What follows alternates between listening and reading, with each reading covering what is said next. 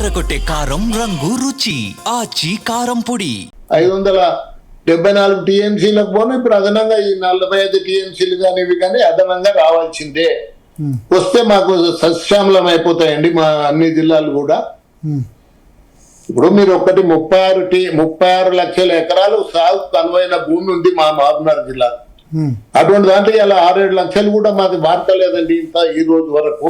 ఇప్పటి వరకు కూడా అంటే కల్వకుర్తి, భీమా, నెట్టెంపాడు, జూరాల అన్ని 6-7 లక్షలు 6-7 లక్షలకే ఉంది మొత్తం ఇన్క్లూడింగ్ జూరాల.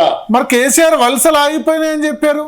ముంబై గతంలో ముంబై బస్సులు మీరు ఒకసారి ఆయకట్ తెప్పించుకొని చూడండి, నేను చెప్తాను.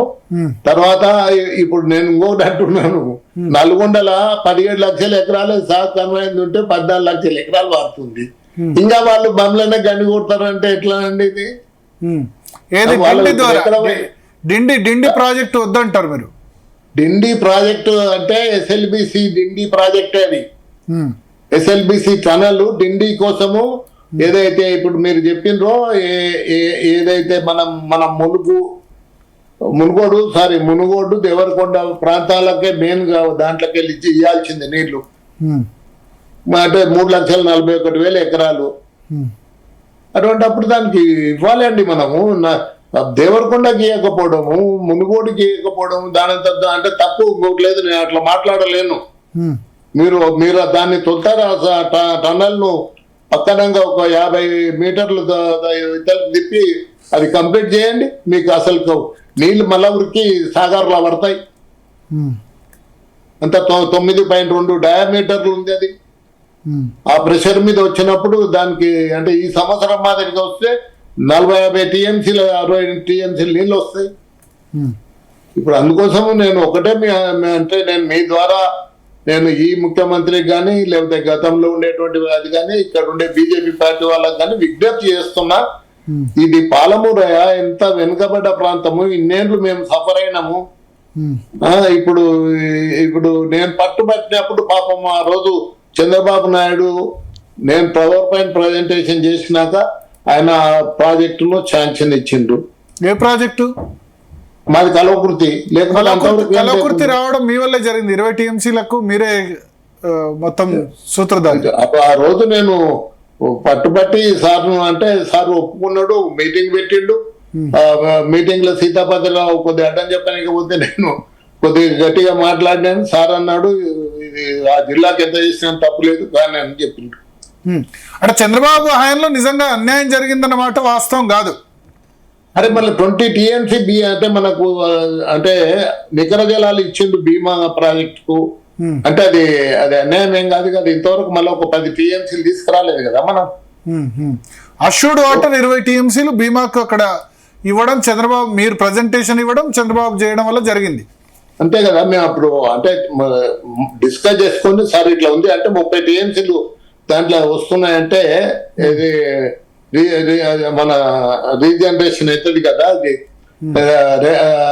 అప్పుడు దాన్ని నవీకరణ చేసేటప్పుడు దాంట్లో 30 టీఎంసీలు మిగులుతున్నాయంటే 20 టీఎంసీలు మా జిల్లాకి ఇచ్చిండ్రు. ధన్యవాదాలు వారికి కూడా. Okay okay okay.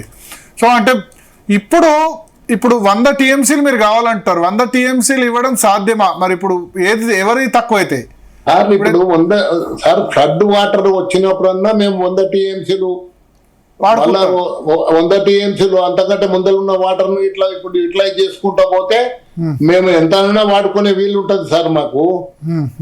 మాకు ఈవెన్ ఇప్పుడు జూరాలకెళ్ళి కంటే ఇప్పుడు ఇవాళ కల్వకుర్తి లిఫ్ట్ నీళ్ళు ఎక్కువ ఇస్తుంది.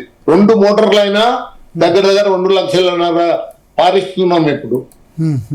అందుకోసం ఇప్పుడు ఇంకా మిగిలిన 3 మోటార్లను తొలతారా అది ముఖ్యమంత్రిని దృష్టి పెట్టమని చెప్తున్నాను. ఒకసారి పోయి విజిట్ చేయండి సార్. విజిట్ చేసి మీరు 3 పంపులు ఎట్లా ప్రారంభిస్తారో దాంట్లో 2 పంపులు కొట్టుకుపోయినాయి. దాంట్లో వీళ్ళ డ్యామేజ్ అయితే వీళ్ళు చేసి ఎవరు ఇక్కడ కాంట్రాక్టర్లు ఆడ బ్లాస్ట్ చేసి అండర్ గ్రౌండ్ పంప్ అని పెట్టి ఓపెన్ కట్ ఉంటే అండర్ గ్రౌండ్ అని పెట్టి వీళ్ళు బ్లాస్ట్ చేసే వరకే 3 పంపులు ఎగిరిపోయినాయి.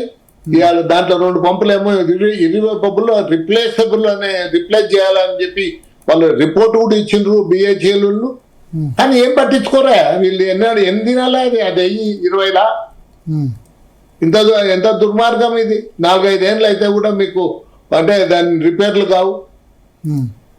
దయచేసి ఇవి సరే ఎవడో తప్పు చేసింది ఏం లేదు. ఆడ మా కృష్ణారావు గారు మంత్రి ఉన్నాడు, వారికి దండం పెట్టాలి. నేను అసెంబ్లీలో మాట్లాడితే నేను వారిస్తా మొత్తం ఆ కాలువల పొంటి మొత్తం 5 పంపులు స్టార్ట్ చేసి నేను వారిస్తాను. ఆడ అసెంబ్లీ రికార్డు చూసుకుని ఆయన చెప్పిండు, వారిచ్చిండు.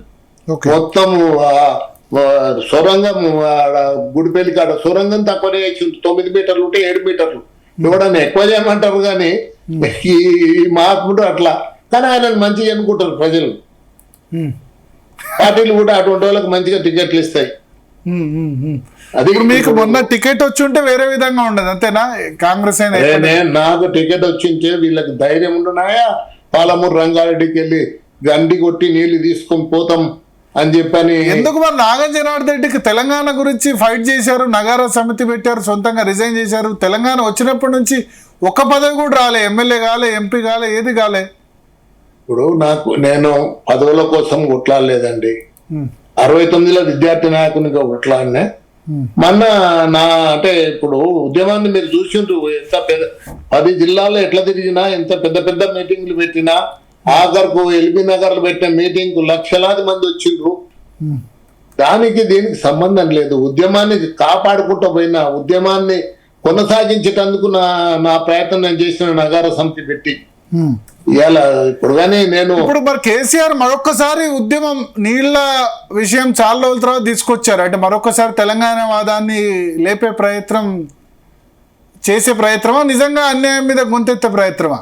ఇప్పుడు నేను దాని జోలికి నేను పోను సార్.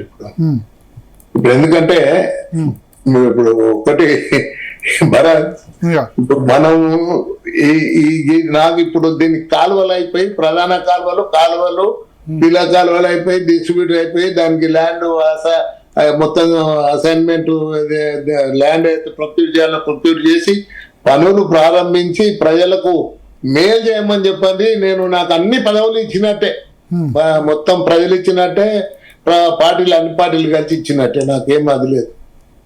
అంటే మీ రాజకీయ జీవితంలో పాలమూరు రంగారెడ్డికి 100 టీఎంసీలు అలకేట్ అయ్యి మొత్తం పాలమూరు జిల్లా సస్యశ్యామలం అయితే చాలు, మీకు పదవులు వద్దు. మీరు అన్నారు యాక్టివ్ పాలిటిక్స్ లో లేనని చెప్పి, మళ్ళీ కంటెస్ట్ చేయరా? ఎమ్మెల్యే ఎంపీ ఏది కూడా లేదండి, నాకు అవసరం లేదు. అసలు కంటెస్ట్ చేయరు రాజకీయంలో. ఒకవేళ ఏమన్నా మా కుటుంబంకి ఎవరైనా చేస్తే చేయొచ్చు. అది ఇప్పుడు అదే వాళ్ళ ఇష్టం. ఎందుకంటే ఇప్పుడు నాకు మాత్రం ఒకటి ఉంది. ఇప్పుడు ఆ రోజు మీరు చూసిండ్రు, పాపం సుష్మా స్వరాజ్ గారు మీద ఉన్నారు. ఎవరు మన లీడర్, ఆ రోజు అపోజిషన్ లీడర్, అవును, బీజేపీలో ఉండి సుష్మా స్వరాజ్ చివరి నిమిషం వరకు. ఇప్పుడు నేను ఎప్పుడు పోయినా జనార్దన్ జీ బరాబర్ मैं लड़ता हूँ, आपको कई को वो करते दे के रहेंगे తెలంగాణ మద్దతు కనుక అని చెప్పి ఆమె చెప్పినప్పుడల్లా నాకు ఎంతో సంతోషం అనిపించేది. రాజ్యసభలో కూడా మనకున్న నాయకుడు ఆ రోజు అరుణ్ జైట్లీ గారు, వారు కూడా ఎన్నిసార్లు కలిసినా తప్పక సపోర్ట్ చేస్తున్నారు. వారు కూడా నిజానికి చెప్పాలంటే గట్టిగా నిలబడ్డాడు. వారు అని సుష్మా స్వరాజ్ గారు అని ఇద్దరు నిలబడ్డారు. మనకి తెలంగాణ ఇచ్చిండ్రు. వాళ్ళకి ఎప్పుడు నేను ప్రభుత్వానికి ఒకటే విజ్ఞప్తి చేస్తున్నా, వాళ్ళిద్దరికి ఈ హైదరాబాద్ పట్టణంలో 2 విగ్రహాలు పెట్టి డబ్బు నేను ఇస్తా, ఏడనో స్థలం మీరు చెప్పండి.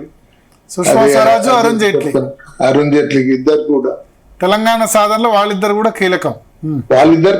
మిగిలిన వాళ్ళకి ఎంతమందికైనా పెట్టుకోండి తెలంగాణ వాళ్ళకి, నాకు అది లేదు. కానీ వాళ్ళిద్దరికైతే పెట్టమని విజ్ఞప్తి చేస్తున్నాను. ఎందుకు భరత్ మీరు చూసిండ్రు, నేను మీకంటే ముందే మన వారం రోజుల క్రితమే అన్నా, సుష్మా స్వరాజ్ కు ఒక్క విగ్రహం పెట్టకపోవడం అన్యాయం. అసలు బీజేపీ లీడర్స్ కూడా ఎవరు డిమాండ్ చేస్తలేరు. చిన్నమ్మ ఆమె చెప్పింది, నేను చిన్నమ్మను, సోనియా గాంధీ పెద్దమ్మ మీకైతే నేను చిన్నమ్మనని చెప్పింది. ఆ చిన్నమ్మ కూడా విగ్రహాన్ని పెట్టాల్సిన బాధ్యత ఈయన మీద కూడా ఉంది, ఇప్పుడున్న ముఖ్యమంత్రి మీద కూడా.